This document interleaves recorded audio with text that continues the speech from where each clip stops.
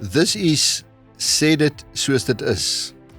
Today we are in discussion with Barry York. He came to South Africa with 800 Rand in the early 90s and established himself as a formidable farmer and hunter.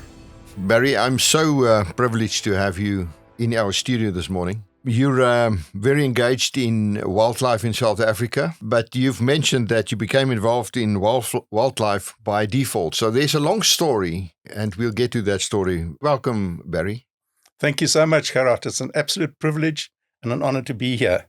And let's engage and tell our story. Barry, you started your life in Rhodesia. That's right. That's where you were born. We were privileged, Gerhard. We were born in the golden era after the Second World War. The country was booming.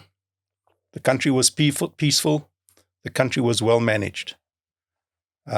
We grew up in southwestern Matabeleland. You know where that is? Yeah. Between Bulawayo and Plumtree. Yeah. And you know, if you shake a tree in that area and someone falls out, it will be a relative. We were an extremely large family of uncles and cousins and brothers and sisters. My mother came from a family of 9. My father was from a family of 2, but everybody knew each other. And we were blessed to grow up in that area. And we were mainly cattle farmers, but we also farmed with maize and Turkish tobacco. The farms you in which you live, were your parents' farms? Yes, they were family farms that my dad developed. Yeah. He came back from the Second World War. They had farms that my grandfather started. Okay. And then when my dad came back from the Second World War, they had the Return Soldier Scheme, where returned soldiers were also allocated land and assisted to get land, and they had to develop that land and make it happen. And that was, that assisted us get going. We farmed with our cattle in the Highveld with the breeding herds. And then the weaner steers, we sent down below Plumtree near the Botswana border, where we grew them out and we sold them grass-fed beef to slaughter. Yeah, in those days we used to walk the cattle up to Plumtree, a 30-mile walk, load them on the train, and send them to the Cold Storage Commission where they were slaughtered. Those years, I went to Plumtree School, 65, I think it was. I left there 70. I was at Maritzburg University from 70 to 73. On going to varsity, I had to find my own feet. We were quite a sheltered life in Matabeleland there, and Maritzburg varsity, man, it was the most fantastic time in my life. You know, the first time I got in a train was on the train between Bulawayo and Pietermaritzburg. And there was a train full of girls with nowhere to run. And it was fantastic. We had we had a lovely time. And you got to Maritzburg and, well, I was on my own. I can remember my dad giving me 200 Rand a year. That had to pay for my books, pay for my drinks, pay to live. Okay, he paid my tuition and he paid my hostel fees at William O'Brien Hall. So Maritzburg was fantastic. You know, we were blessed there that we had very, very far thinking and good professors and lecturers. I remember our one professor, Prof. Scott, he said to us, you know, we've got so many rules and laws to do with conservation. And he was talking about conservation of agricultural land. We don't need more rules and laws. All we need to do is to show our farmers that conservation farming pays. And I'll never forget that. Create the environment and show them that if they farm correctly, they can do better. And he emphasized, he was talking about erosion. And he spent a lot of time telling us about, in the 1920s, there was a story about South Africa climate change and South Africa drying up in the 1920s. And they had a whole big investigation about South Africa drying up. And the conclusion was nonsense.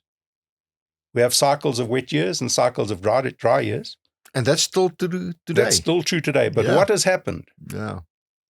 is we have created our own deserts. Our effective rainfall, and so few people understand what we mean by effective rainfall. Our effective rainfall has diminished. And what we mean by that, if you take areas of the Karoo and you look back in history, the Karoo was grassland. What is it today? It's shrub, Karoo shrub and stones.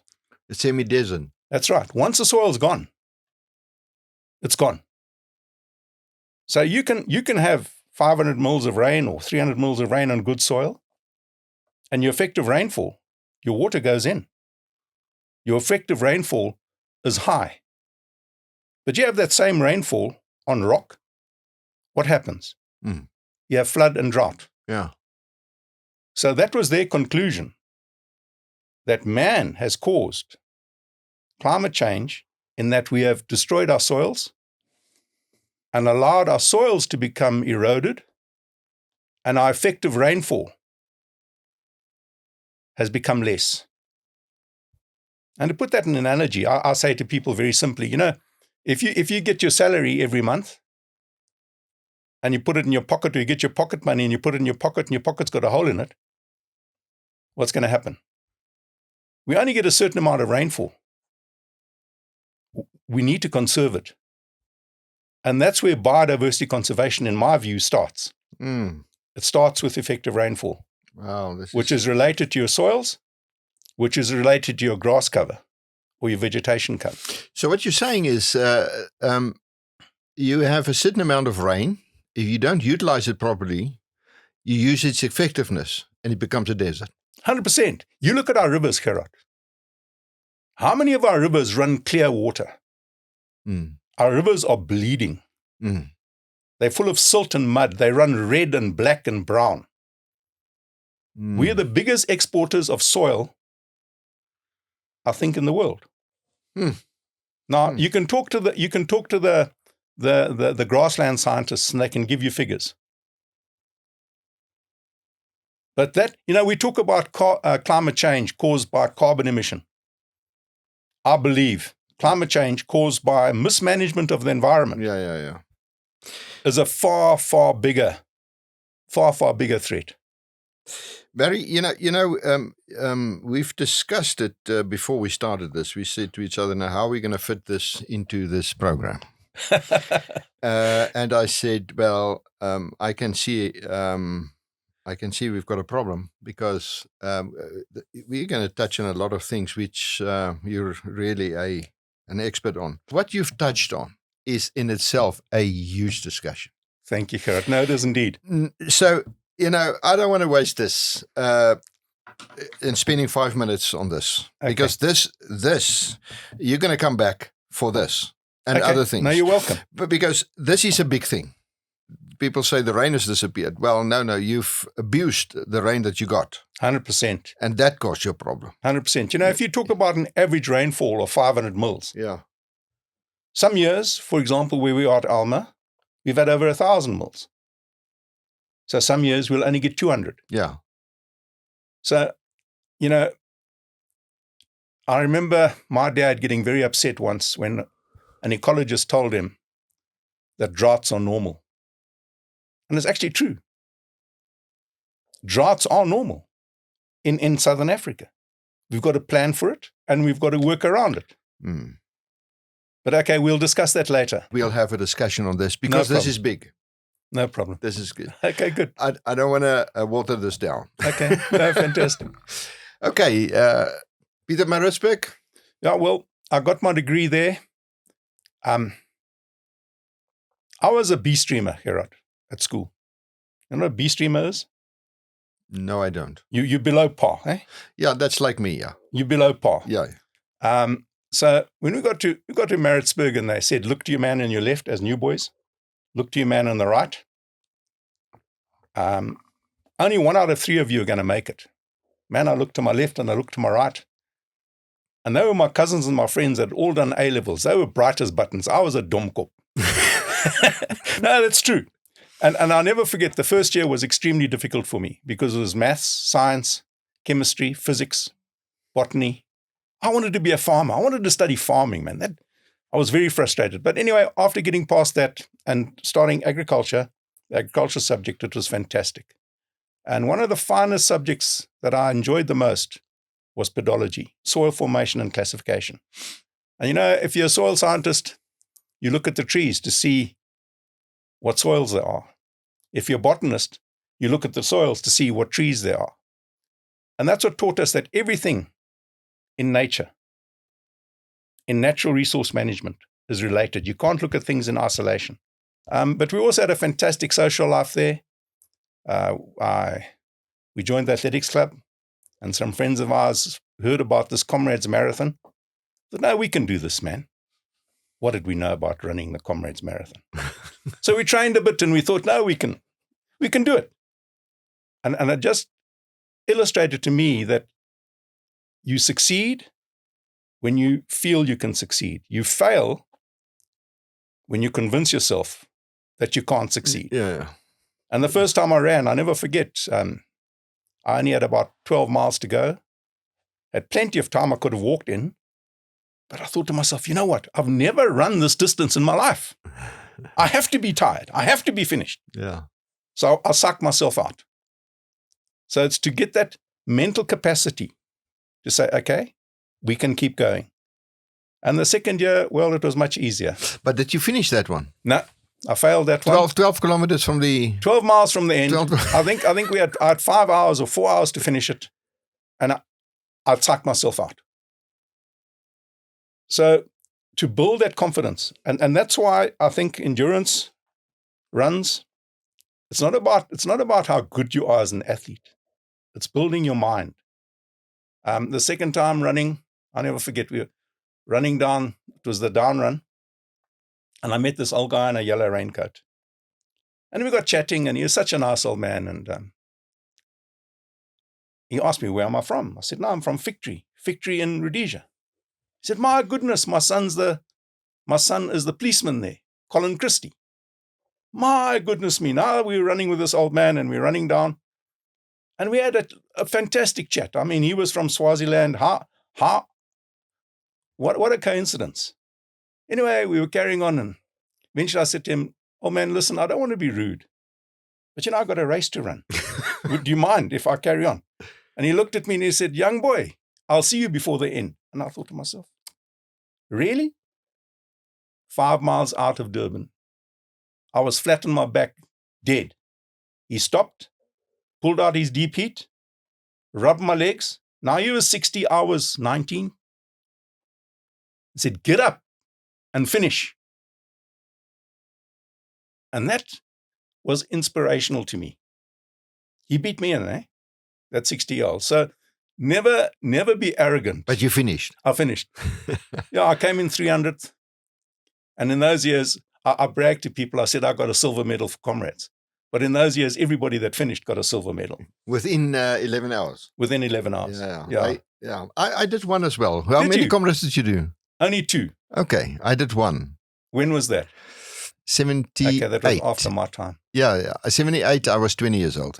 Yeah. Okay. Yeah. And what time did you do? I think about 8.5 hours. We did similar. My time was 8:36. Okay.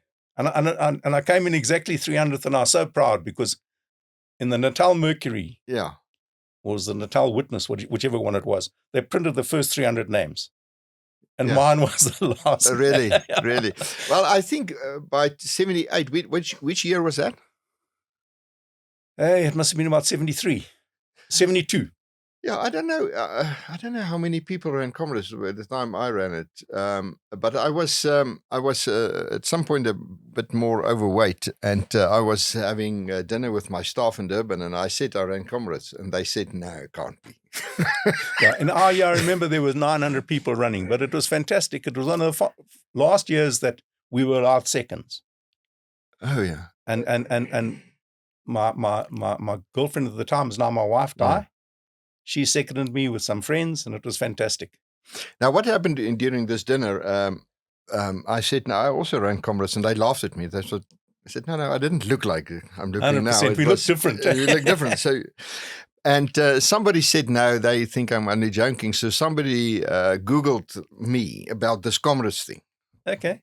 And they came up. He sent me an article in the Mercury, Natal Mercury, I think, about this boy from Reitz. Okay. Now, that's where I grew up. But I was in the army in Namibia, in Southwest Africa at the time. Okay. So I said, never seen this. Now, how people write an article about this boy, but coming from Reitz. Don't know how they get there, but eventually I got at some proof that I ran comrades. Fantastic. Fantastic. But they'll have your records there. No. I left it to them. I could have proved it, but I left it to them. And I said, no, go and research it. Okay. And then from that, we came up and we used to run the Matopus Marathon. Yeah. With the club. And that was also fantastic. The Matopus Marathon was between the Matopus National Park to Bulawayo. And that was a very good marathon. It used to happen over Easter every year. Yeah. Barry, after university, you went back to Rhodesia. Yes, I was fortunate in that I got a bursary from the Department of Conservation and Extension. So for my last 2 years at Maritzburg, they paid my fees for tuition. And because of that bursary, you had to work for 2 years. But and that was fantastic. So I left Maritzburg and I got engaged when I was 21 while still at university. But my future father-in-law said to me, "You're not getting married. My daughter's not going to be a war widow. So you must first finish your national service, and then you can get married." So I was at Maritzburg from 70 to 73. So 74, I did my national service, whilst working for the Department of Conservation and Extension. And that was fantastic. We were based in Gwanda, and I was responsible for helping mainly the extensive cattle ranches in the planning and development of their cattle ranches. And that to me was a fantastic experience, because we had the Department of Conservation and Extension, but behind us we had research and specialist services. So we were the go-between between the fantastic research that was done in the country and the farmer. And we were the farmer's friend. We had all the laws, all the right to prosecute people, but we never did that. Our attitude was, chaps, we're here to assist. How can we help you do it better? So we organized field days and farmers' days, and I really enjoyed that time. And that was also a turning point in 75. If we go back to wildlife, after the Second World War, as I said, my dad was part of the guys that came back as returned soldiers and got allocated land. Large tracts of land were also allocated. 2 of them being Liebigs and Nunetzi. Those 2 ranches together were the size of Scotland. Can you believe it? Okay, and those years, game had no value. So what are the farmers doing? They had culling teams, wiping out the game. In order to make room for cattle. To make room for cattle. Yeah. So after the culling teams came the fencing teams. After the fencing teams came the cattle. Yeah. And visionary people such as Graham Child. He was head of Parks and Wildlife, and I think the other guy was Rutherford at the time. And they said, chaps, what can we do to change this dynamic? And in 1975, they brought out the Parks and Wildlife Act. And in essence, it gave wildlife ownership to the farmer. The rest of the world was in outroar. Said, how can you do this? These people are wiping out the game. Now you're giving them ownership. Surely it's going to be the end of all game in Rhodesia. You know what, Gerhard? It had exact opposite effect. Exact opposite. Yeah. It was the biggest quantum leap in wildlife management that ever existed. And from that, we had the campfire program started. And unfortunately, a lot of those wildlife laws have since been eroded. But the key for me to conservation of wildlife going forward is ownership to the landowner. And we can talk about that a bit later if you like. Yeah. We have to. We have to. Wanky, the reserve. Yes. When did that came into existence? Gerhard, I'd be talking nonsense, but I'm not sure when it was promulgated. Yeah. But the system that they had there was a system of cooperation. Yeah. You had the core area of Wangi, in which there was no hunting. Okay? But around Wangi, we had the safari operating areas. We had Matetsi and the other areas around Wangi, where they allowed sustainable hunting. And those guys would get together once a year and decide on the quotas and allocate quotas. So there was no fences between Wangi and the hunting areas. So the hunting areas ended up as a buffer zone to Wangi, and the hunting of the animals in the buffer areas helped Wangi maintain their numbers.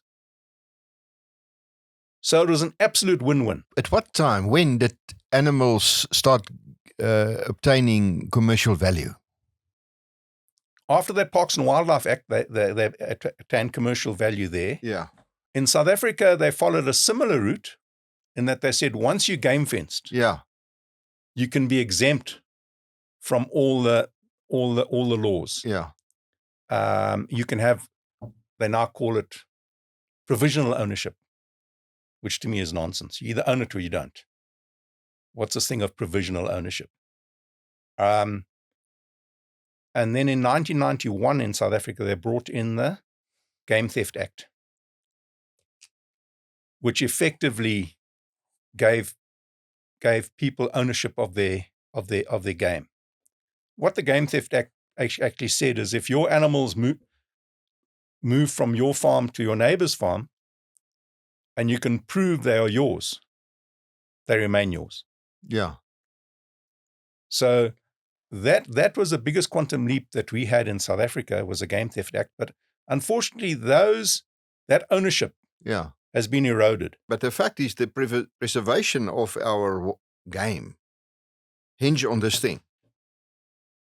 That preservation word, Gerhard, I don't like it. I use the word because I don't know what to. The fact is, this is to keep these animals in as a treasure that hinge on this thing. 100%. That is, I say preservation. You must tell me why you don't like the word, but that's not. I use it as the word is where it's not happening, game disappear. If you go into Africa at certain places, you go to Kilimanjaro, there's no game. There's gone. There's nothing. Now, why I don't like that word preservation? Yeah, it's been abused. Protection has been abused. Yeah. In other words, you take our parks, Kruger National Park and these areas. How were they established? They were established by removing people off the land, kicking them out their homes and their villages and whatever, and protecting wildlife at the expense of people. Now, if you look at our Constitution, they talk about protection of the environment. The environment is a human environment, according to Section 24 of the Constitution. So how do we protect the environment from the people living in that environment? Must we stop breathing? Must we stop drinking water? Those are all, we're using our environment all the time. Protection means to protect against abuse and against harm. Yeah. Protection does not mean to protect against sustainable use. Yeah. And that's where this word preservation and protect, in the context of our parks, in my view, is incorrect and unconstitutional. Because our Constitution allows sustainable use. Our parks deny sustainable use of our wildlife. For example, we've got an overpopulation of elephants. They're destroying their habitat. They're going towards desertification. They've destroyed 90% of the canopy trees. Now, instead of managing it and controlling the numbers and utilizing those animals for the benefit of our people, they're giving them contraceptives. Yeah. Now, as a farmer, if a cow doesn't produce, she gets slaughtered. We select for production. So there's a difference between the negative protection of wildlife at the expense of people and the positive management of wildlife for the benefit of people. And that's what we try and do in the wildlife industry. Barry, this is what you're touching on. I wanted to raise the elephant situation in the Kruger National Park, for instance, because it seems to me that we're heading for a disaster there. Absolutely. Absolute disaster. When you read about what's happening there, it is just concerning. And for me as a layman, I look at this and I said, but that can't be.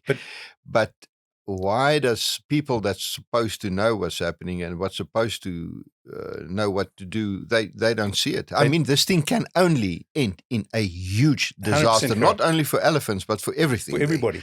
For everything. Can I tell you why, Gerhard? Yeah. They're dancing to the tune of the donors. Do you know in 96, our parks were state captured? Did you know that? No. Humane Society and IFAW, International Fund for Animal Welfare, paid our parks, South African national parks, somewhere in the region of $5 million on condition that they never shot another elephant. On condition that they opposed the sale of ivory. So now they've got too many elephants in Kruger. So what are they doing, Gerhard? Do you know what they're doing? They're destroying the man-made waterholes. So they're forcing the elephants into a starvation mode. They brag that the elephant intercalving period has increased. They brag that the mortality rate of baby elephants in Kruger has increased because they've destroyed waterholes. So elephants are the most resilient of our animals. What's happening to all the other animals that need that water? Then they say, well, our rhinos are dying of poaching, but they're also dying of drought. Hey? So the rhinos don't need to drink. And rhinos are less resilient than elephant. So if elephant calves are dying from starvation and thirst, what's happening to the rhino? You know, Barry, that's a huge thing. You know, we're governed by fools to a large extent. And our wildlife is also, therefore, governed by fools. 100%. Yeah, that is 100%. That's well, I've made a couple of notes here, so in the months to come, I can see I'm going to keep you a bit busy. You're welcome, Barry. You went back to Zimbabwe. You that program where you worked back your bursary, and then you went back to the farm. Yes, we did our military service, and the war was heated up. Yeah, the war really heated up after 75. Yeah, 76, 77. How did it affect your farming operation? A huge negative effect, Gerhard. A huge negative effect. But, we survived that war because my dad had a very good working relationship with his staff. Yeah. He spoke fluent Ndebele. And our staff were absolutely loyal. But if it wasn't for our staff, we wouldn't be alive today. The first time I met you, you were speaking in a meeting, you addressing the chairman. And I remember my remark was, well, this is the best speech I've heard today, although I didn't understand what you said. Do you remember that? I remember that, Gerhard. No. But how many languages do you speak? No, we were fortunate. My dad insisted that our staff talk to us in Ndebele. Yeah. So Ndebele, I don't know if you know the history of the Ndebele. They're an offshoot of the Zulu. Yeah. Mzulukarts ran away from Shaka and founded the Matabele Nation there. So Ndebele and Zulu are very, very similar. Xhosa is also similar. Shangaan is slightly different. Shona, on the other hand, is quite different.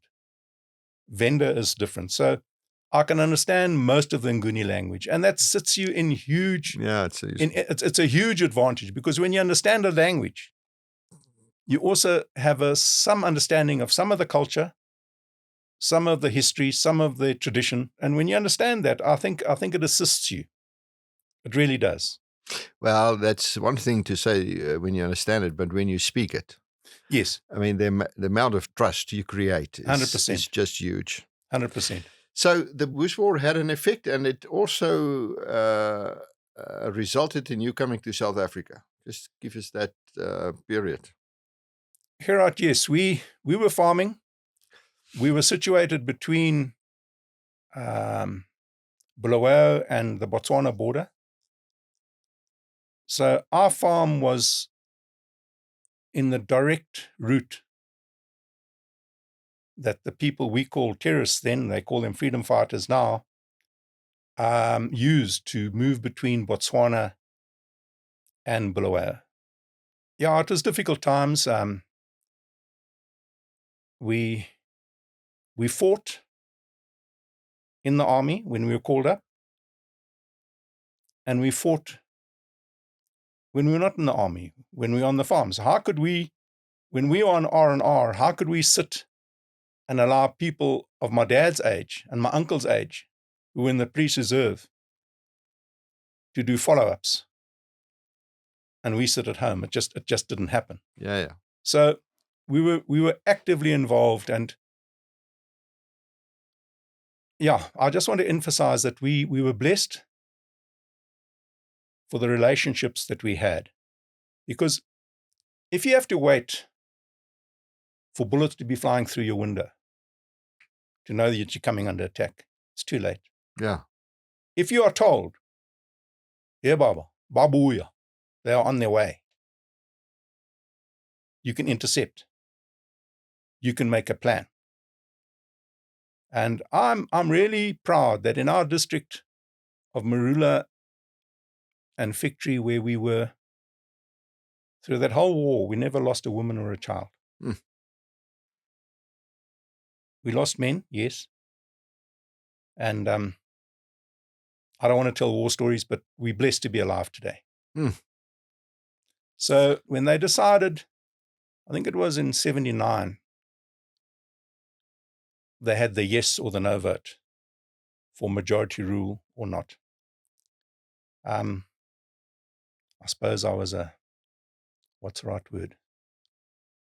A young man that had been influenced, I mean, we've been fighting as soldiers, so how can we afford to just give everything away? So I was actually a no voter, which I think I was wrong. Because the solution was not to carry on fighting. It wasn't a war that could be won with soldiers. It was a war that had to be won through negotiation and finding a reasonable settlement. So at that stage, I was a very angry young man. And my elder brother and I, he was a fantastic man. He passed away recently. We sat down and we talked about, but what's going to happen? And the problems that Zimbabwe has gone through with land invasions, with collapse of the economy, we predicted then in 79. So I said to But, I said, you know what, But, let's not be so clever that we can predict the future and so stupid that we do not act on it. So we were all there together in one family business. So we decided to move. My wife was South African. At that stage, we had the 2 children, Graham and Chris. So it was relatively easy for us to move. But you know what? They froze our bank accounts. We left with 1,000 Zimbabwe dollars. When we got to the border... The moment you left, they froze your bank 100%. When we got to the border, we had to pay, I think it was money for customs and whatever. We came to South Africa with the equivalent, I think, of 800 Rand. But it was fun. We had a good job. I worked for a guy called Ward Gant, who was the largest Hereford breeder in South Africa. In fact, in Southern Africa. Beautiful ranch in Berkeley West. Yeah. It was called Sydney on Vaal. And yes, we had a very, very good time there. You worked for him as a farm manager? Yes, I was the cattle manager. We had about 300 Hereford pedigree Hereford cows and about 3,000 commercial cows. The property was about 20,000 hectares in extent on the Vaal River, and it was a very, very good experience. The people in the Northern Cape are fantastic, fantastic people. I really loved them, and they were very welcoming to us. We started the performance testing programs. The Herefords did very, very well. I think we produced more gold medal performance test bulls at that time than the rest of South Africa put together in Hereford. So it was really a good time for us. It was really a good time for us there. You moved on from there and to a job in the old Botswana. Yes, I had a couple of jobs in between. Yeah. But I saw this advert for an animal scientist, so I applied, and I worked for an organization called Agricor, the Agricultural Development Corporation of Botswana, as an animal scientist responsible for planning and development. Yeah. And it was also a fantastic experience for me. There were very good people in that department. Basically, we were responsible for planning the land that was being moved from South Africa to Botswana. In the meantime, I'd also rented land from our family, my great-grandfather's estate on my mother's side. He had land on the Limpopo River, a farm called Swinburne, and another farm called Tose Neck in the Waterberg, near Dorset Police Camp. So I was running some cattle there. I'd managed to bring some Sussex from our stud herd in Zimbabwe down. I was running those in Tose Neck. My plan was to grow tomatoes on Swinburne. It's a relatively frost-free. It's there near Stockport. I don't know if you know that area at all. Not that well. It's a beautiful area. It's on the Limpopo River. Beautiful, beautiful farm. So we didn't have two pennies to rub together, hey? So we contacted some of my engineering friends and asked them, please, chaps, we want to do this tomato farming project. Would you mind coming and having a look? See if we can design a dam and build a dam on the Limpopo and do an irrigation scheme. So the guy looked at me and he said, yeah, Barry, how are you going to pay for this? What's the story? I said, I don't know. You tell me. So I said, have you got game on that farm? So I said, yes, we've got some game on the farm. His name was Van der Merwe. He said, what do you got? No, we've got some wildebeest and some parla and some bits and pieces. So I said, I'll tell you what we do. You allow me and my team to come. We'll do the hydrological survey and allow us to shoot a few animals. And we call it quits. So I said, well, that's a good deal, man. Anyway, these guys arrived and we did the survey. And after the weekend, he said to me, well, we got good news and we got bad news. I said, okay, tell me, what is the good news?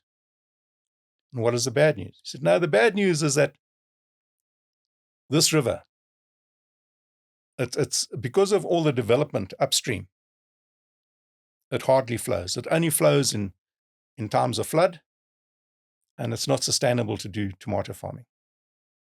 I was disappointed, man. And I said, okay, and what's the good news?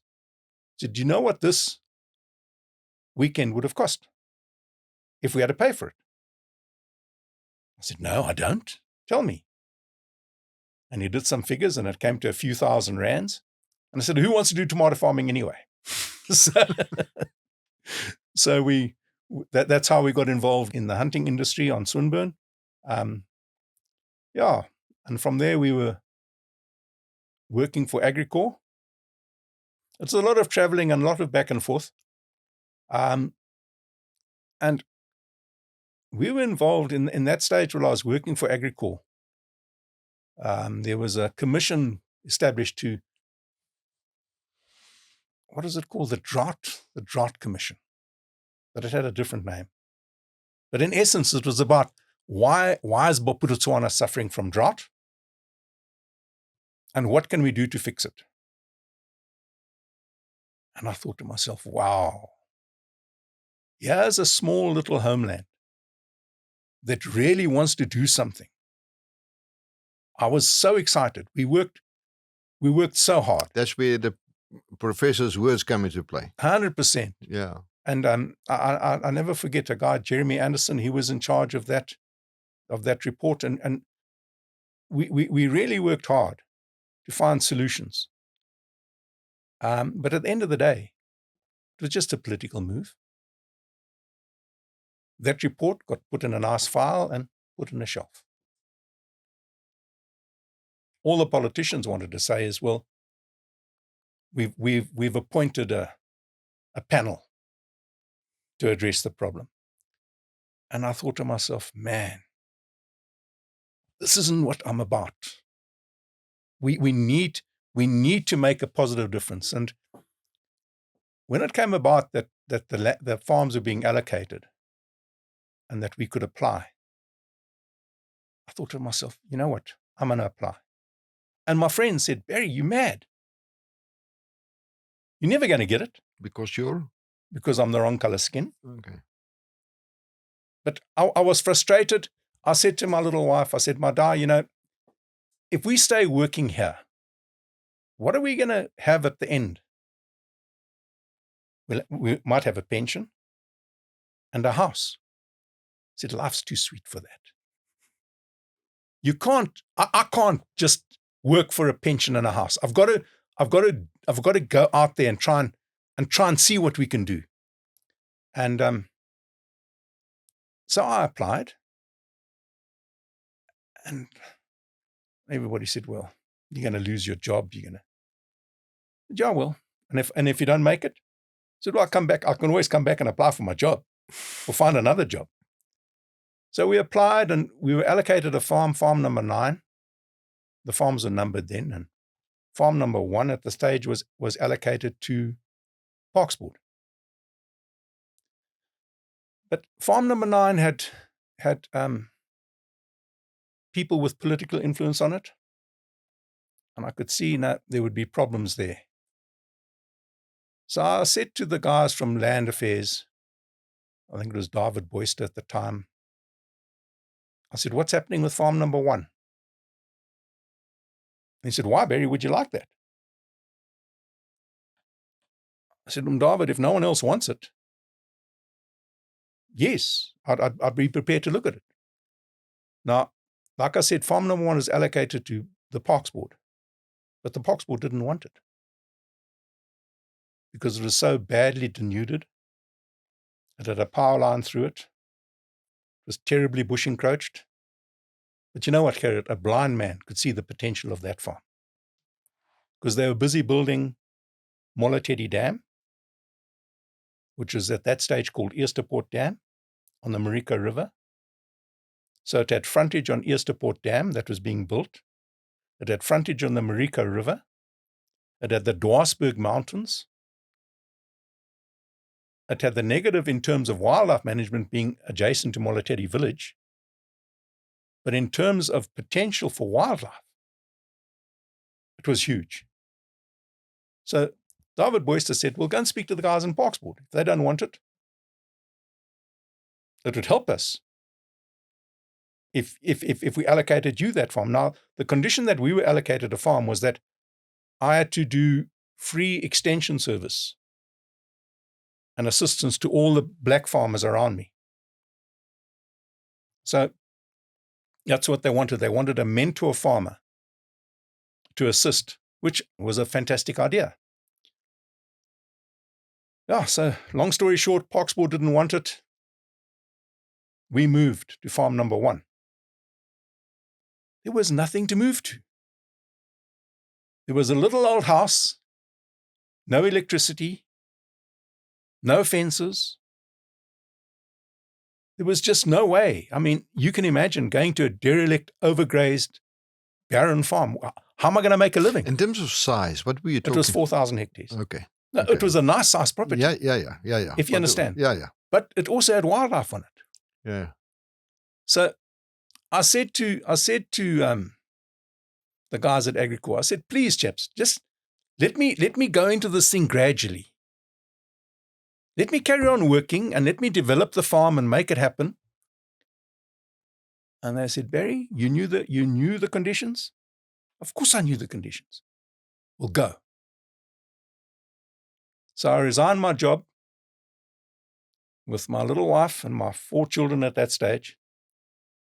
And off we went to farm number 1, not knowing where the next 5 rand was going to come from. We had no job. We had to make a farm work. We had to give extension service to our neighbors. But we were fortunate in that I did have the cattle at Toes and Neck. So I mustn't talk nonsense. We did have cattle at Toes and Neck, and we were also hunting at Swinburne. So, yeah, that farm, without those other 2 farms to assist, I would have never made it. Yeah.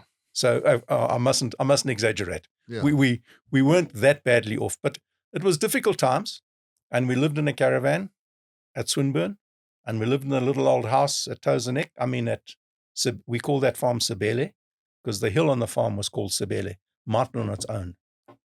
And yeah, we had good years there. We game fenced it with assistance, and the condition of the allocation was that you could rent for 7 years. Then after 7 years, you had the right to purchase. The right to purchase. That's what we were told, according to the Land Allocation Act. And I never forget, I spoke to Prof. Skeepers, who was involved in land affairs, and I said, Prof, help me here.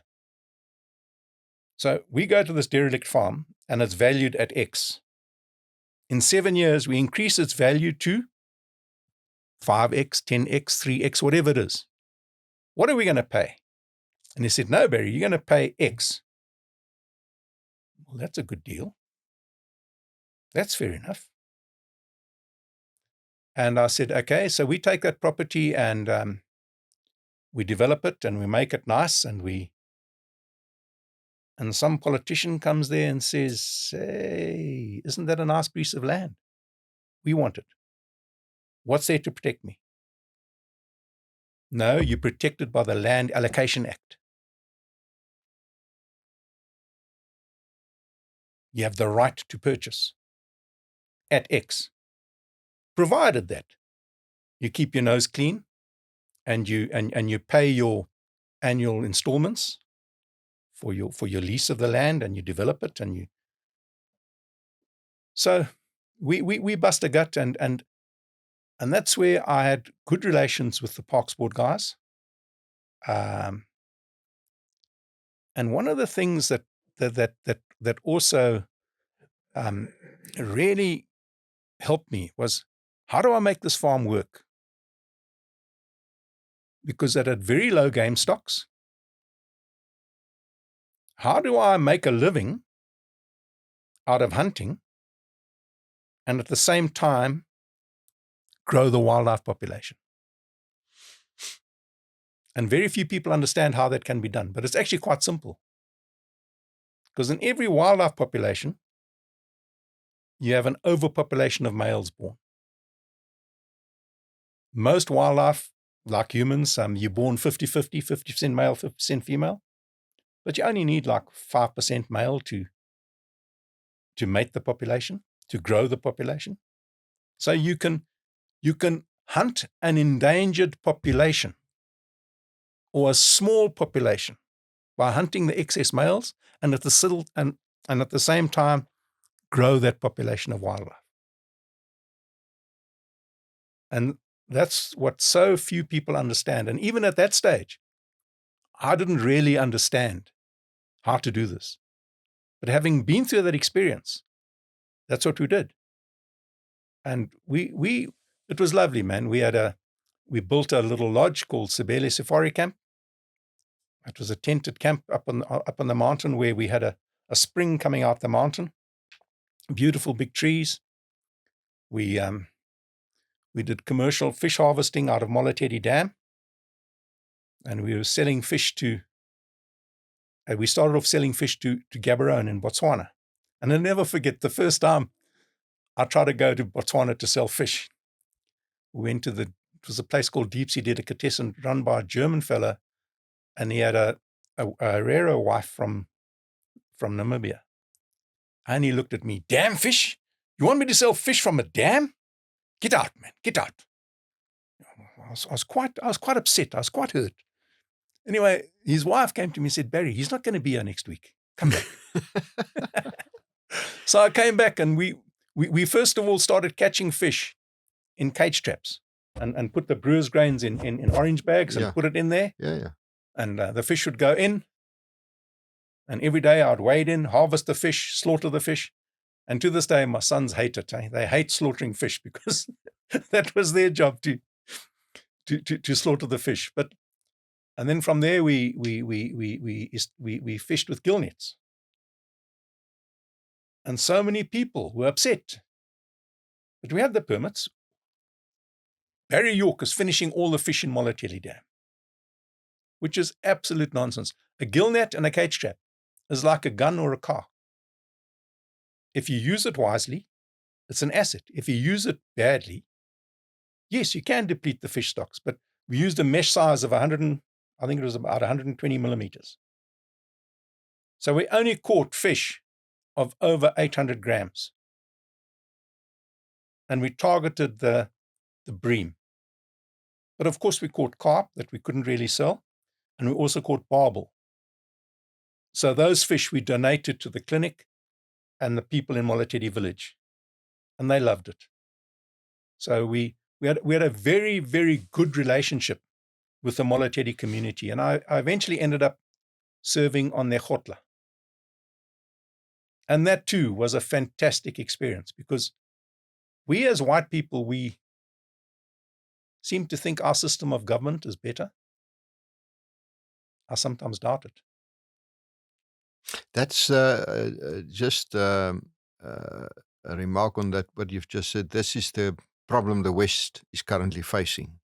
Our system, which we accepted as the only system, so-called democracy, is now exposed and rejected. That's rejected. The West is in danger. 100% correct. Yeah. So that's because democracy is not perfect. It's very 100%. far from that. Do you understand how the khotla system worked? No, tell us. Just as a child growing up in your house, when does a child turn from being a liability to an asset to someone that has shares in your business, for example? You gradually move in. Yeah. There was never an election process to say Barry York is elected to be part of the khotla. It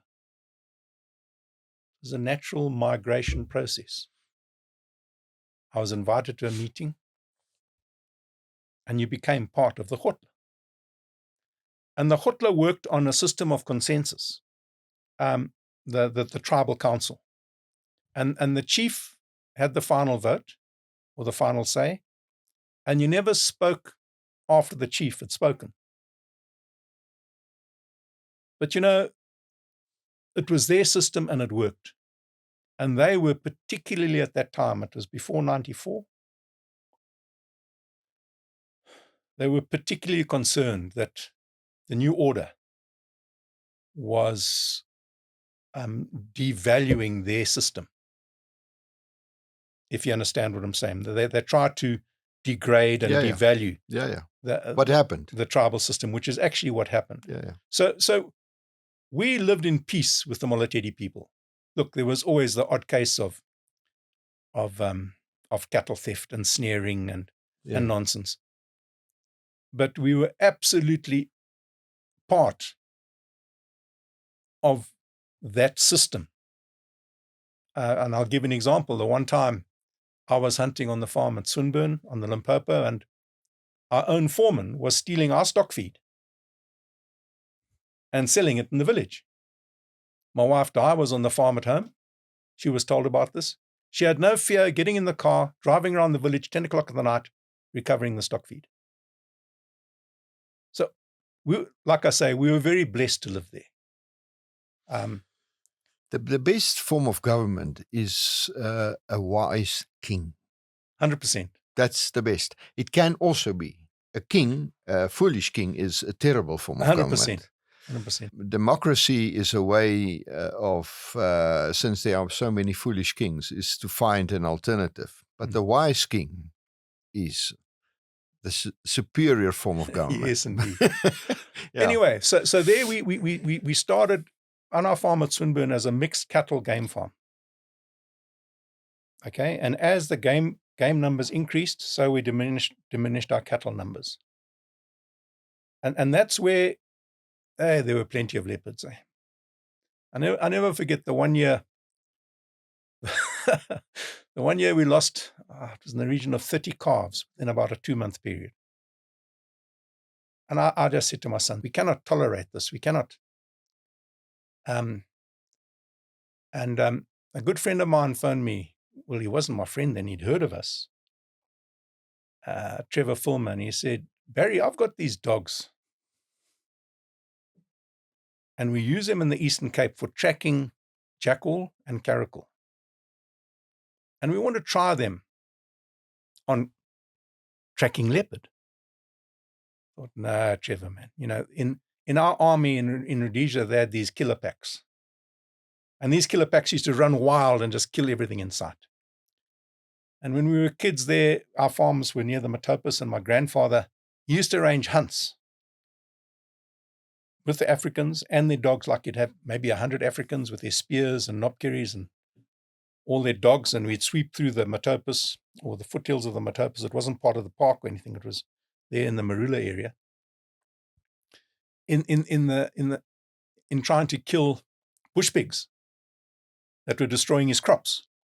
Yeah, after a hunt, we might have killed 3 or 4 bush pig, but there were hundreds of dassies.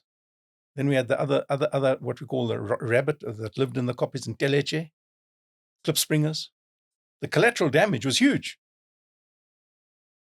But because it only happened once or twice a year, those numbers built back again.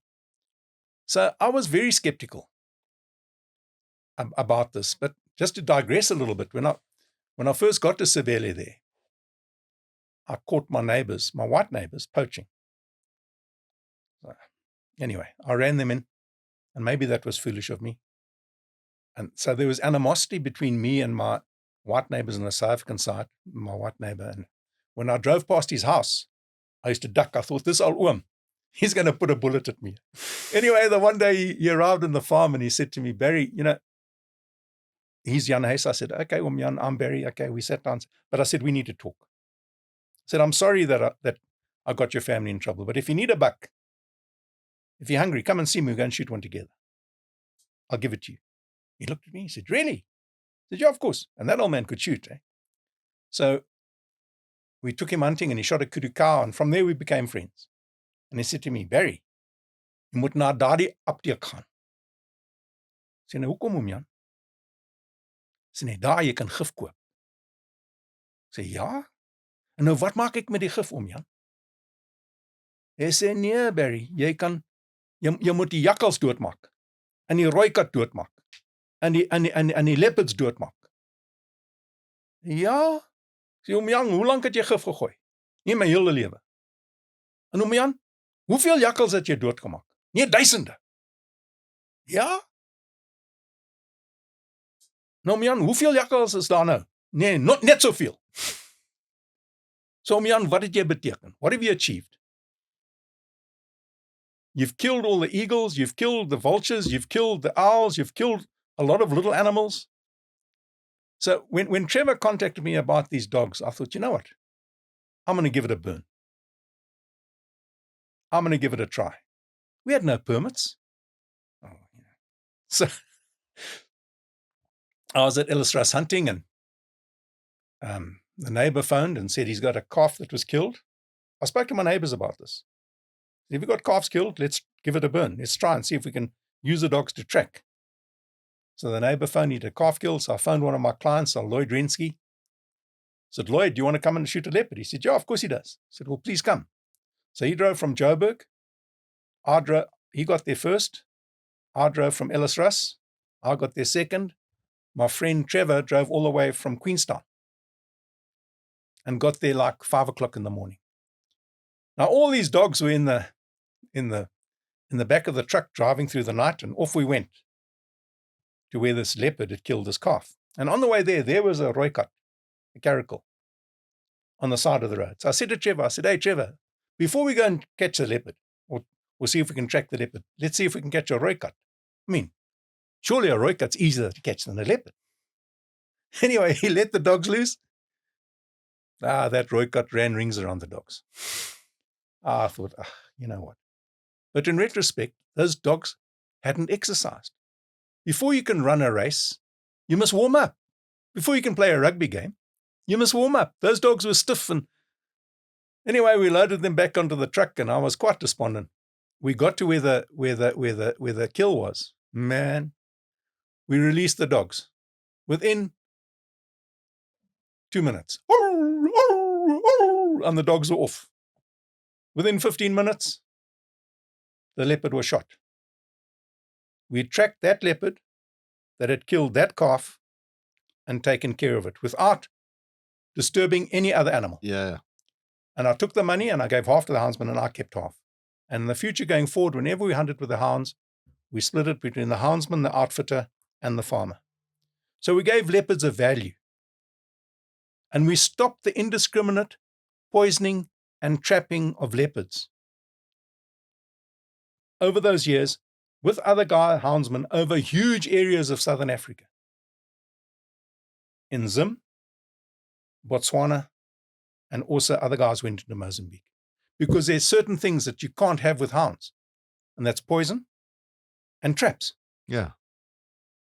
But we were shown on Third Degree. I wasn't shown in that program, but they showed us as bloodthirsty barbarians, and that it's a terrible thing to hunt leopards with hounds. But for me, it's the finest management tool we can hunt for leopards. And when they made Madikwe, they brought in tens of thousands of game. They brought in elephant, rhino, buffalo, giraffe, zebra, impala, steen. No, they didn't think they brought in steenbuck, but they brought in just about everything. You know how many leopards they brought, Gerhard? Not one. Because they were ready enough. And so what people don't understand is that you can manage leopard populations through hunting them. You know, leopards breed faster than impala, eh? You know that. I didn't know that. They have 2 to 3 cubs every 18 months. Impala has 1 baby a year. So what's the limiting factor? It's habitat and prey species. So, and we've got this huge resource that we are not utilizing. Since 2015, they brought out this leopard NDF. They've effectively stopped leopard hunting in South Africa since 2016. So what are the farmers doing? They cannot afford to have leopards just killing all the animals. So the farmers are killing them. And you can't blame the farmer. They're reacting to a certain situation. Yeah. So we've had fun. What happened with that farm? It was very sad. We like I said, we were the first guys, one of the first guys to do a private game farm in the then Botswana. The Parks Board guys that became involved, they used to come to my home, and I'll never forget, I won't mention his name over air, but he said to me, how could we have let you get this piece of paradise? So I said to him, if you didn't have the foresight to see the potential of this property, that's your own problem. Don't come after the event and whine. So that's one of my failings. I'm not diplomatic enough. You should not have said that. I'm not diplomatic enough. If you understand what I'm saying. So what happened is new land came into Botswana. That was the land between my property and Botswana, the Botswana border. It was about 50,000 hectares. And the purpose of that land coming into Botswana was for the establishment of full-time commercial cattle farmers, black cattle farmers.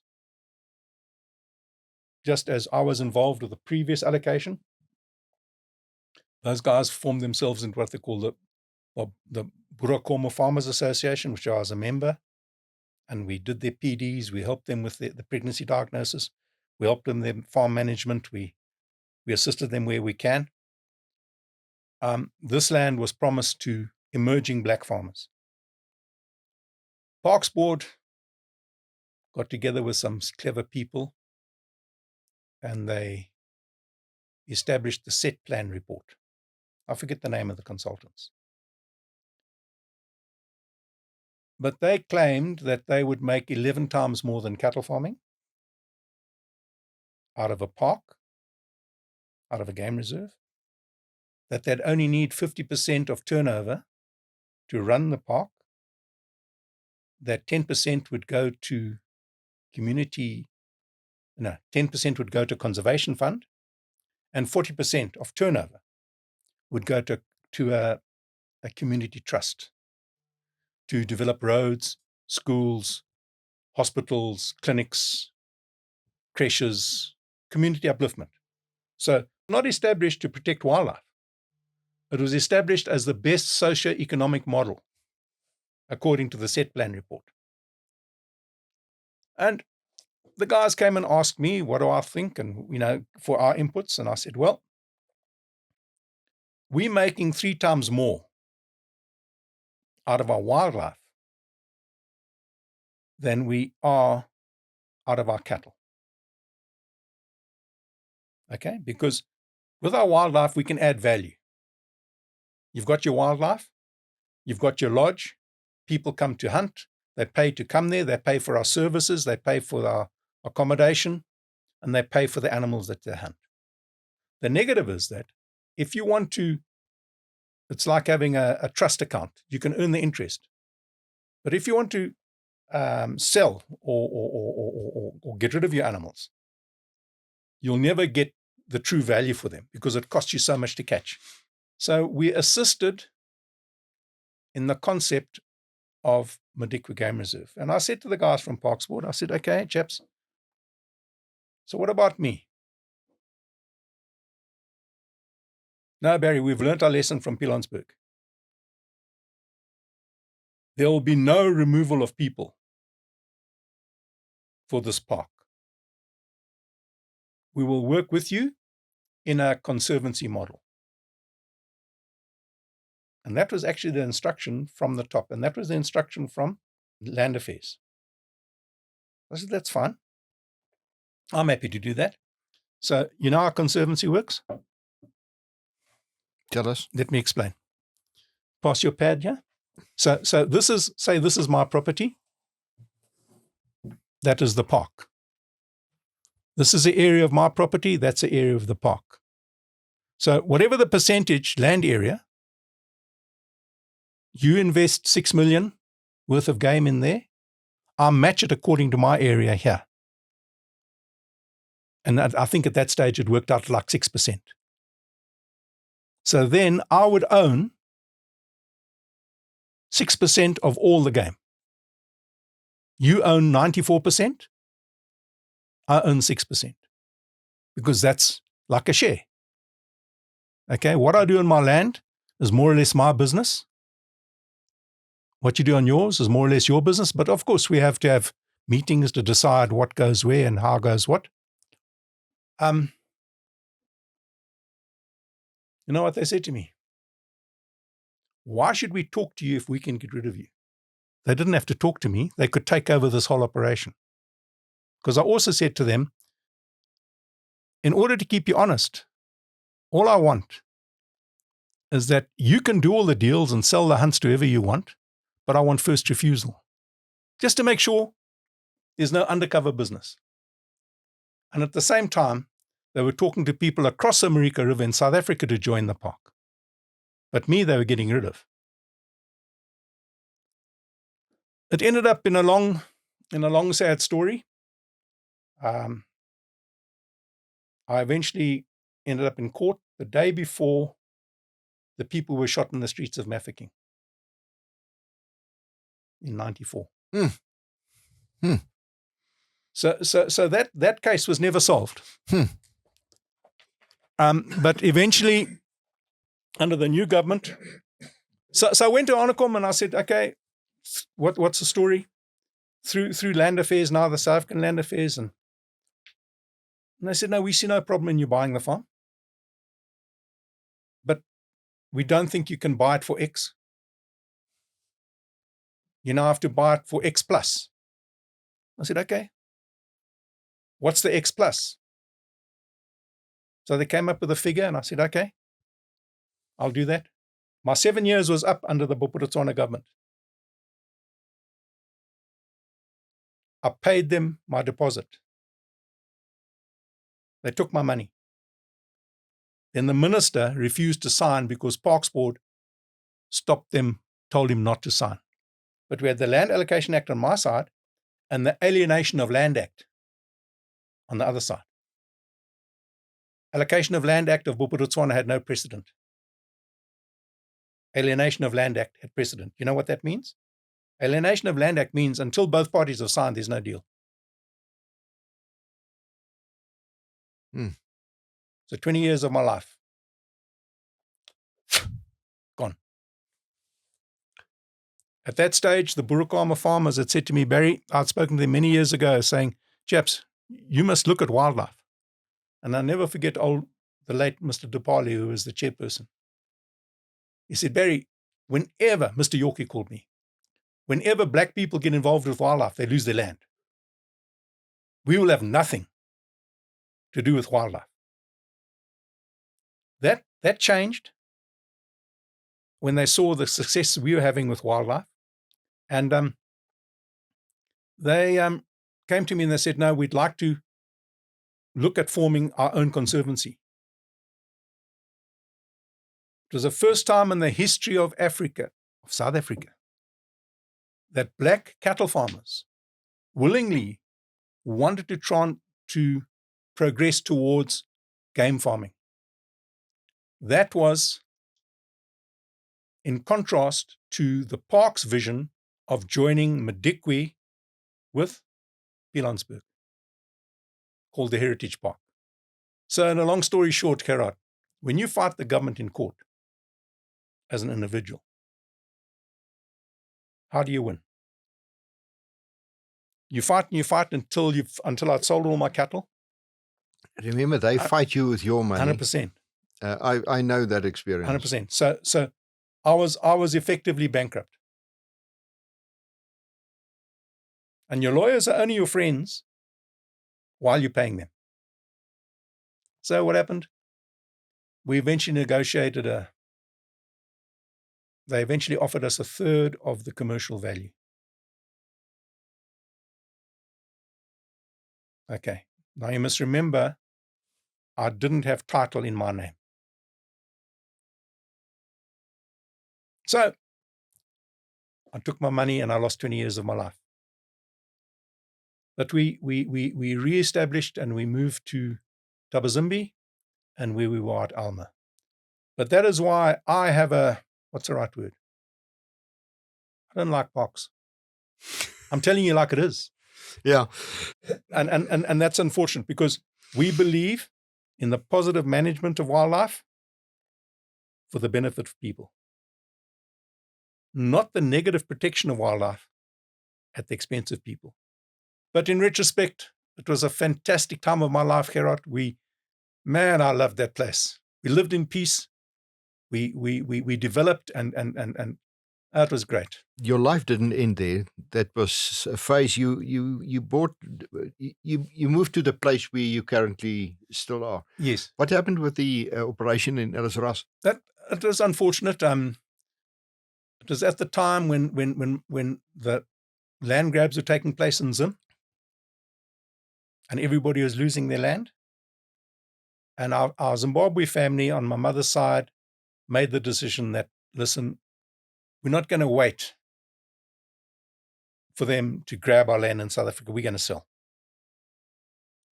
So I would have loved to have bought that land, but unfortunately, I lost everything in a year. I hadn't received any settlement from the land at Sebele and in the northwest, which is now in the northwest. So I couldn't pay or buy the land that my family owned. So I was in limbo for a while until the payments came through, and then we were able to regroup. You've been through many setbacks. I mean, this is what I hear. Continuously there was a setback, and every time you came back. You came back, you start a new thing. And this is what I want to focus on for the last few minutes. You never stopped. And you're still very active. Just talk about that. What is that thing that makes you getting up and do the next thing? Because this is just an amazing story. I mean, you come from Zim, you work for somebody else, you build something up, you go to Botswana, you start a new thing, make an amazing thing of that. It's taken away from you. You go and do another thing. You had a setback in Ellis Ross. Now, many people will say, you know what, that's enough. Life is against me. No, Gerhard, life is like playing cards, like playing poker. Know when to hold them, know when to fold them, know when to walk away. Yeah. You can't have a winning hand all the time. Yeah. But when you get given an opportunity, don't be too frightened to take it. And that's why so many people say the world is run by beast dreamers. The clever people can see all the pitfalls. The less clever people, a beast dreamer, you maybe don't see all the pitfalls. And the other thing is, the clever people are easily employable. I once went for an interview with one big company. I won't mention their name. I said, well, let me see if I can get a job with these guys. And they psychoanalyzed me and they said, well, Mr. York, sorry, but you're not a corporate person. So I said, what does that mean, chaps? Just tell it like it is, man. Does it mean I'm unemployable? And they say, no, they wouldn't say that. But I suppose if you've got a certain character that doesn't fit into a corporate environment, what are your options, Gerhard? You've got to go out there and make it happen. And life has been, it's given me good opportunity, like that opportunity to rent that land in Botswana. That opportunity to rent the land from my grandfather's estate was huge. Because from that farm Swinburne, we caught the first golden wildebeest bull in South Africa. And that's a whole story all on its own. And there was conflict there as well with the government. Because we weren't allowed to move those animals. You had to kill them. Yeah? They're inferior recessive genetic mutations that are a threat to biodiversity. That's according to DEFA, the Department of Environmental Affairs, Forestry and Fishery. So they'd be killed on your property. You weren't allowed to move them alive. That opportunity allowed us, when we caught that first bull, we started a breeding program and we could discuss it, but that's another long story. But it allowed us to create the golden breeders, and we made good money out of the wildebeest. So from the wildebeest, we bought into rhino, and we bought into buffalo. We could buy another farm, and we put it back into conservation. So life gives you opportunities, and I think the most important thing is that you take advantage of those opportunities. Now, the message I'd like to give young South Africans, this country has huge opportunity. I'm talking about hunting and game ranching. If you look at our parks are collapsing. our provincial parks. If you look at a lot of people have been allocated land that don't really understand how to manage it and how to utilize it. And where's the future? The future is working in partnership with those people and developing together. You don't have to own the land to make a success. Look for the positives and do your best to make it happen. And that applies to all areas of life. 100%. All areas of life. I mean, you focusing on that area, but it applies to everything. 100%. You know, I just want to tell you this story. I was sitting in front of a client once. He invited me for coffee.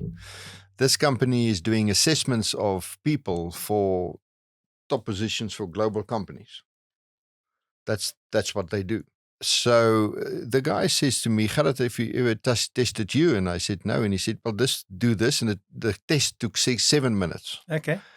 And while we were having coffee, they brought back the assessment and he read it and he said, Gerhard, here's your assessment. And it was perfect. When I read it, it was perfect. And he said, you know, I know what you're doing. Keep on doing it. You will never get another employment. You are, in the corporate world, unemployable.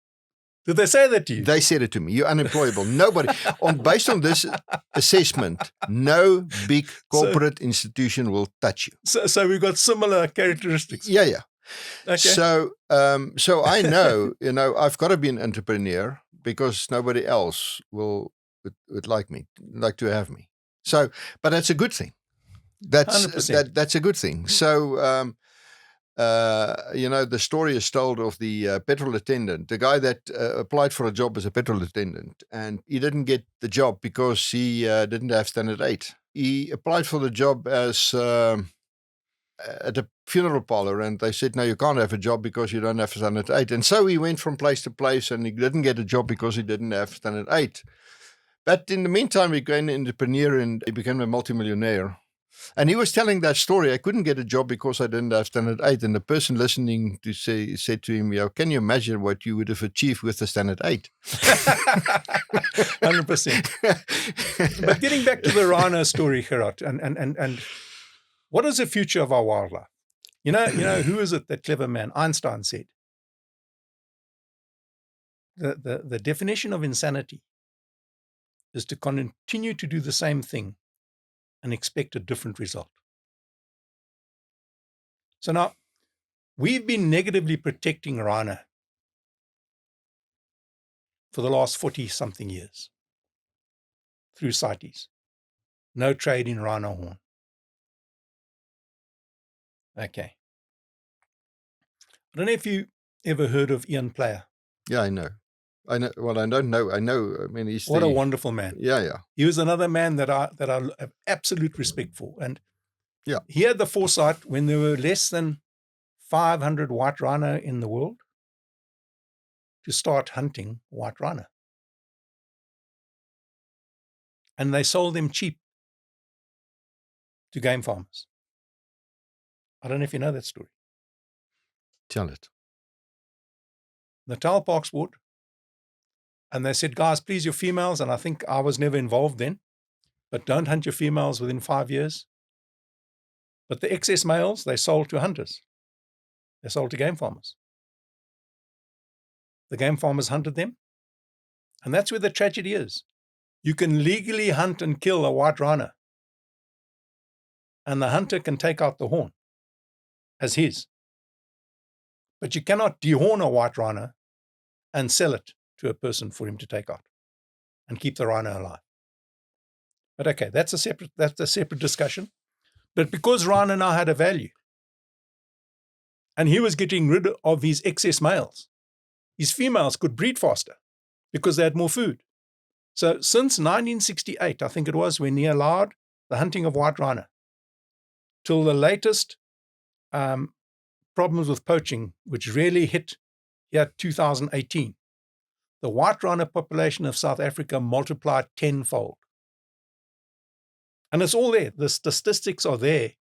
And it's well presented in the latest, the NDF, the Rhino NDF that was published a few years ago. It's there for all to see. That trophy hunting played a significant role in saving the white rhino. Okay. So people like us, My dream was to own buffalo. But at that stage, buffalo were going for huge amounts of money. White rhino were going for 400,000 rand. But we were blessed. We could sell our wildebeest for good money. So we bought into white rhino. We became partners with a friend of ours, and we half shares in a rhino herd, and we got buffalo. I'd achieved, man, for me, it's just, it's magnificent.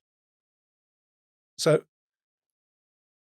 our rhino, we started off with 5, or the company that we bought into started off with 5 rhino 10 years ago. I think we've been involved there slightly less than 10 years.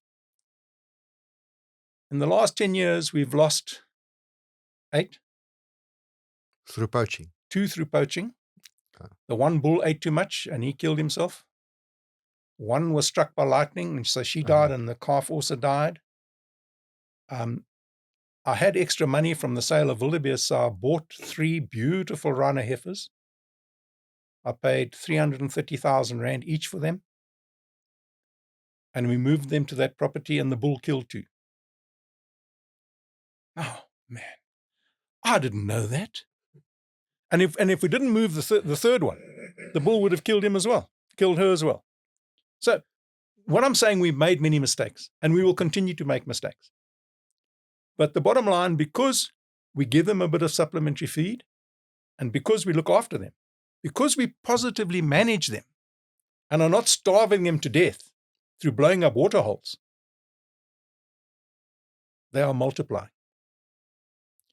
So we've taken them from 5 to 22. We bought the rhino in the beginning. We pay for their protection. We pay for their feed. We pay for the land that they're on.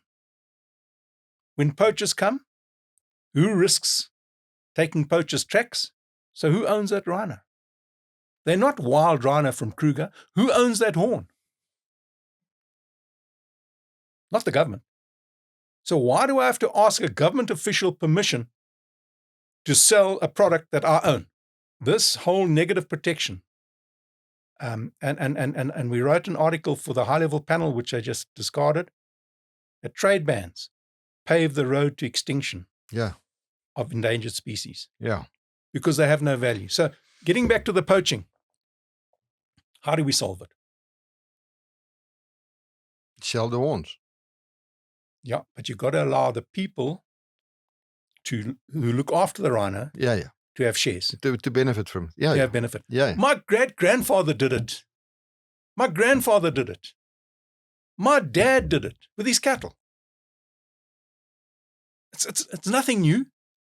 If you're a cattle rancher and you have people looking after your cattle, but allow them ownership of some of those cattle and allow them to benefit. It's obvious. It's obviously. So who's keeping our people poor? And that's a question I asked the DG of Agriculture the other day. A poacher will not enter an area if the people living 100%. In that area on the ground 100%. Benefit through the game. The first poaching incident we had was that it's relatively easy to catch, guys, because like you said, no one's going to come in without contacting the people on the ground. So we polygraphed them. Okay. So you're guilty? Yes. Why did you do it? Well, we're earning maybe 4,000 rand a month. These guys offered us 10. How do you counter that? Our plan to counter that was to allow them ownership. So if they have 25% share of the rhino, every year when we dehorn, or every second year when we dehorn, our plan was 25%, less costs or whatever, would go to the staff. The staff could then sell their rhino horn, hopefully, earn some good money. We form a trust account, like a pension. Every 2 years, we dehorn the rhino. We can build your pension. We can build your trust account, which you can draw on. You can manage. You don't have to manage it through us, managing it through other clever people, and build your own future. For every 40 hectares of land, you can run one rhino. For every 40 hectares of land, we can produce a kilogram of rhino horn a year, which at current black market value is worth more than gold, $65,000 a kilo. What farming venture can beat that? Okay, once we legalize it, the price will come down. Let's understand that. But whether it'll come down to $20,000 a kilo? The point is, at the moment, there's no value. At the moment, there's no value. So who's causing the poaching? Yeah. And I'd like to ask everybody, what had to happen to turn Mandela from a terrorist into a president? What has to happen to turn poachers from poachers into protectors? Catching and killing poachers is not going to solve the problem. We have to turn poachers into protectors. And the best way I think we can achieve that is to allow them ownership. And don't just leave them out there on a limb. Do it in partnership with farmers who've got experience, with farmers that can give assistance, with farmers that can give advice, and create a win-win. You heard what they said at the department meeting of agriculture. We don't want to take the existing pie and cut it up. We want to expand the pie. Isn't this an ideal opportunity to expand the pie? And who's stopping us? It's our own bad regulation. Well, there's behind the scenes, there must be a huge amount of self-interest mixed with a bit of stupidity. Because why don't people see this? So somebody somewhere has an interest in this whole game. 100%. Who's benefiting from the black market trade? Yeah, absolutely. I'm not making accusations here. No, I don't either, because I've got no clue. I think we do have a clue. Let's be honest, but we can't say it openly, can we? Yeah.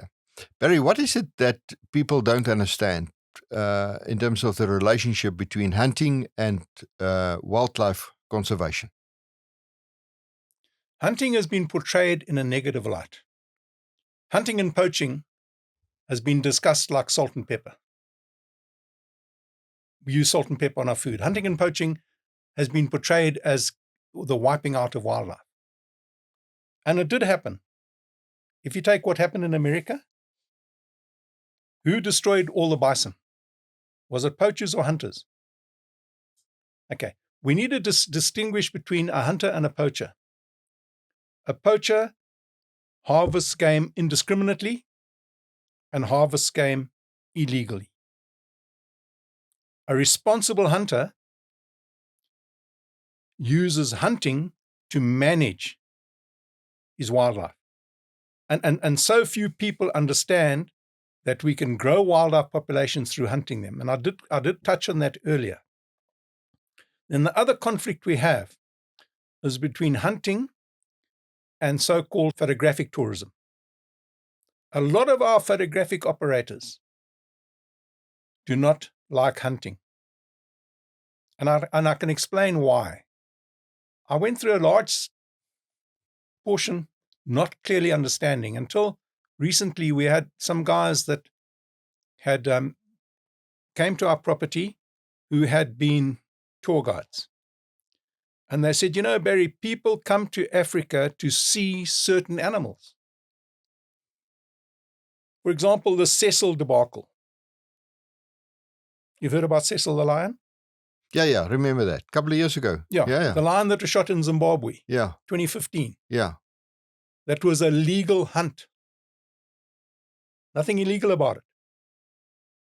He was an old lion that was thrown out of the pride in Wangi and moved into the hunting area that we discussed earlier.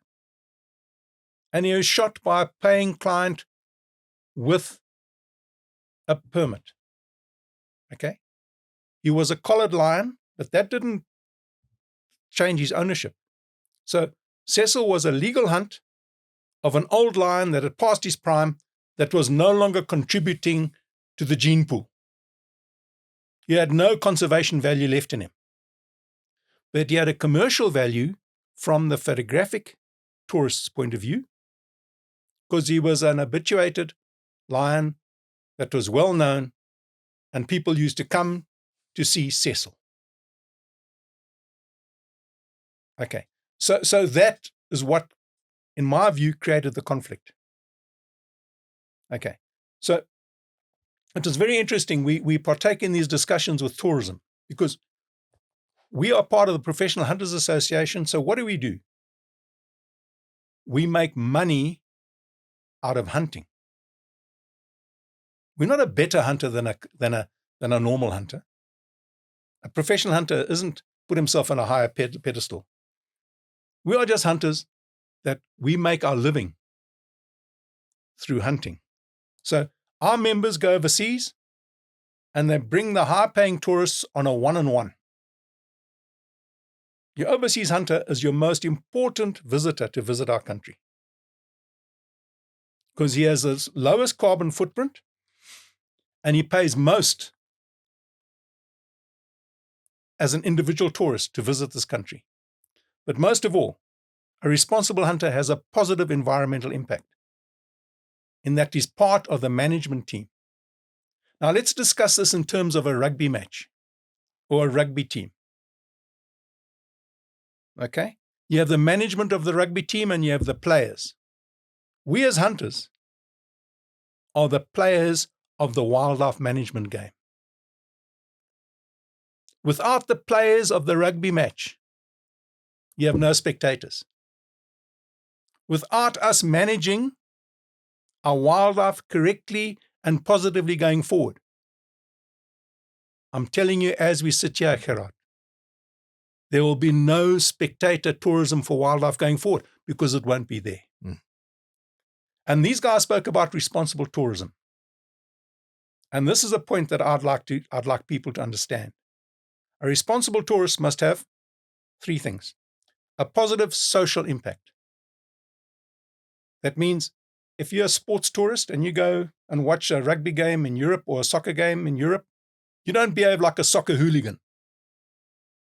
You respect the culture, the traditions, and the ethos of your host nation, your host community, or your host person. You don't go there and condemn him. That's a responsible tourist. Okay, so tourists coming to Africa to see our game, if they condemn our hunting heritage, I'm sorry, chaps, you are not responsible tourists. You're wanting to impose your ideology on us. Then the second thing, you must have a positive economic impact. And photographic tourism, of course it can have a positive economic impact. Of course they can. So there's no argument there. But the most important aspect, positive environmental impact. How can a photographic tourist have a positive environmental impact? He can't. He's a spectator. He's not a participant. He can only have a negative environmental impact because he's consuming fuel coming here. He's consuming resources. I'm talking about environmental resources. Yes, he's paying for it, but he's not part of the management team. But we do need them. We need the spectators. When we as players mess up and drop the ball or knock on or make a red foul offense, we need the spectators to shout at us.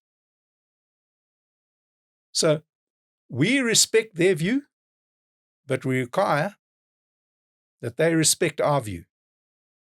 And that's where the whole world has been manipulated into understanding that trophy hunters are the bad boys. That's why everything you see, trophy hunting destroying wildlife, it's absolutely the opposite. Responsible trophy hunting saves wildlife, doesn't destroy it. This is absolutely vital. Thank you. Thank you. You're welcome. Barry, you and I had a wonderful discussion. I'm going to set you free now on one condition. You'll come back because there's a lot of things here. Do we have a deal, Barry? No, we've got a deal here. Great. Then on that basis, we can conclude this. This was wonderful, Barry. This was just wonderful. Well, thank you, Gerhard. I'm glad you enjoyed. And I'm glad that I was given the opportunity to tell a part of our story. Remember, this is almost the beginning of a series of discussions because you're actually a remarkable person.